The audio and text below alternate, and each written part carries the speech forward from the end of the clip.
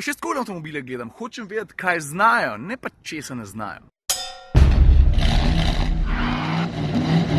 Hello peoples! Dober dan. How are you today? Jaz sem se odločil, da za celija ne bom delal sladko-kislih. Razlog je pa zelo preprost. Jaz mislim, da moramo prej razčistiti še par drugih reči. Ok, ta prva stvar, ki je treba vedeti, je to, da je bil celij zel lani prenovljen. Vse drugače niso veliko stvari spremenili, nos je malo drugačen, malo bolj uglajen, pikico bolj sodoben zgleda. Pa tukaj znotri ima, če zbereš ta pravega, nov zaslon, to se pravi sodobnejši, večji zaslon s sodobnim vmesnikom. Tudi takim, ki se zelo dobro razume s pametnimi telefoni, celo preslikati zna nekatero od vsebin, če so aplikacije ta prave, sem gor. Ampak ta ni tak, ta ima ta majhen zaslon, sam dvobarven, stara šola, kar se tiče koncerna PSA. Pa mimogrede, ti veš, da je pred prenovo, ki se je lani zgodila, Citroen teh avtomobilov v Sloveniji prodal več kot 840? To sploh ni tako majhna cifra, to je tudi dokaz, da znajo tudi avtomobili iz limuzinske zasnove, ki v tem delu Evrope sploh niso popularni, dobro uspevati na trgih, tudi na našmu. Drugače pa ja, glavni trgi za ta avto so recimo Turčija pa Alžirija, če gledamo Evropo oziroma bližino Evrope. Delač največ se jih proda pa na Kitajskem. Pač na teh trgih je limuzina statusen simbol. Pri nas pa ne toliko. Drugače pa jasno je, da ta avtomobil ni glih zadnji krik avtomobilske mode, če gledaš karoserijo ali pa tehniko. Milo rečeno je ta avto zelo tako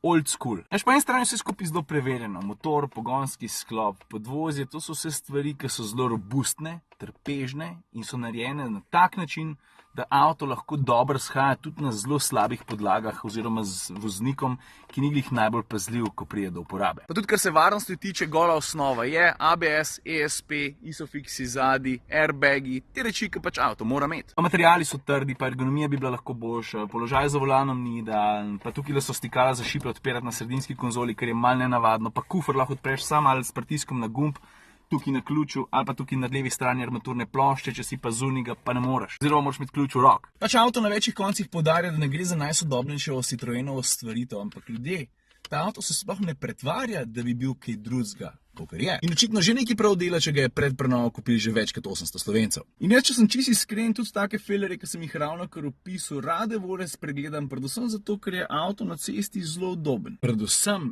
je pa zelo varčen. 1,6 litrski dizelski motor, 73 kW, to je tam okrog 100 konjev. Tako ti jim povedal, jaz sem se moral face truditi, da sem uporabil 5.3. Drugače pa kakorkoli boš pelil, ne. Po moje bo tam 5.2, z lahkoto greš pa tudi pod 5. Evo, pa smo že pri tej prvi prednosti. Druga prednost, ki je lahko na njegovi strani, če zbereš ta pravi motor, to se pravi osnovnega bencinarja, je pa cena. Ta avto je razmeroma velik, ponuja veliko prostora, je zelo robusten, trpežen, vzdržljiv. Ogromen kufer ima, do tega pridemo pozneje, stane pa lahko malenkost čez 10 jurjev. Pa se pa počasi slika začne sestavljati, ne? Zdaj, jasno je, da je zaradi limuzinske zasnove ta luknja, skozi katero spravljaš vse skupaj, razmeroma majhna, ampak tukaj majhna pa spet ni, ne? Mrzki se, da sem noter porint. Zdaj pa ti meni nekaj povej, ne? A ni tole idealen avto za, kaj pa se, kakšnega taksista? Ogromen kufer, udoben, razmeroma varčen, če sicer vzameš dizla, ki je 2,5 € dražji od bencinarja, trpežen, to je pri taksistih pomemben. Pa še skoli avtomobile gledam, hočem vedeti, kaj znajo, ne pa česa ne znajo. Pa predvsem komu so namenjeni. Skozi take oči je treba avtomobile gledati in jih potem tudi na takšen način ocenjevati. Na tak način pa tudi celi pa tisti, ki so njemu podobni, zelo hitro najdejo svoje mesto v avtomobilski pokrajini. Am I right or am I right? A veš, meni je dostikrat smešen, ko gledam kakšne tuje revije ali pa so televizijske oddaje, pa testirajo družinskega enoprostorca, ki je podrejen udobju, ampak pismo, ne. Takoj v naslednjem kadru postaja pa stožce na tla, pa gre z njim slalom voziti. Čak pa stari, se ti zabavaš. In jaz, če sem čisto iskren, temu avto zameram samo to, da nima kakšnega aktivno varnostnega pomagala več, recimo samodejno zaviranje osilja ali pa kaj takega. Ostalo pa, glede na to, kaj avto ponuja,